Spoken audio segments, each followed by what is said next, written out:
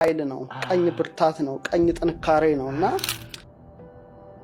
አንዳንድ ጊዜ ሰው ትንሽ ነገር ለማድረግ ሞክሮ አይሆንለትም እና ተመልካቾቻችን እንደዚህ ውጤታማ ይሆኑ ዘንድ እንደው ጊዜያቸው እንዲባረክ ማድረግ ያለባቸው ነገር አለ በአለማቸው ዙሪያ? ከባድ ጥያቄ ነው። እንዴት መልስ እንደምመልሰው አላቅም።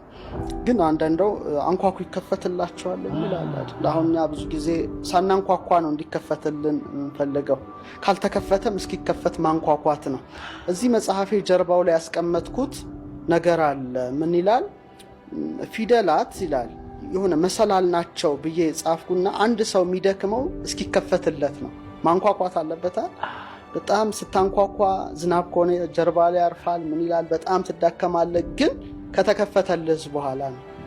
ቤት ገባ ልፋት የለም። ከዛ በኋላ ቁጭ ማለት ነው። እና ብዙ ነገሮች እስኪከፈቱልን ነው ድካሙ። ከተከፈቱልን በኋላ ግን አለቀ። አድናቆት ነው፣ ማመስገን ነው። እና ምን ይባላል? ለምሳሌ በጸሎት ዓለም ሁለት አይነት ጸሎት አለ ይባላል። አንሳሐ ከናፍር ማለት አድርግልኝ አድርግልኝ የምትለው የስጋ ጸሎት ነው።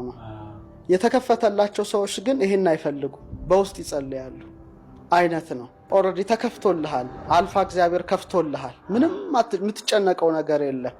እና ይሄ ድካም ያለው ነገር ይቆማል ነው። የድካም ይሄ አለ አይደለ? ጊዜ እንዲሆነ ምናምን ገንዘብ እንዲሆነ በቃ ይሆኑ አለ አሰልቺ በቃ የምትታገላቸው የህይወት እንትኖች ይቆማሉ አንድ መስመር ላይ። ኦልሬዲ ተከፍቶልሃል እና ማንሳንተን ማርያም እንሆናለን ማለት ነው። ይሆናል እንደዛ በለው። እና አሁን የምመክረው ምንድነው? እስኪከፈትላቸው ያንኳኩ።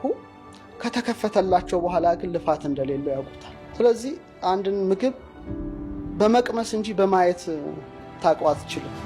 እና ይቅመሱት ነው ያንኳኩ እግዚአብሔር ጋር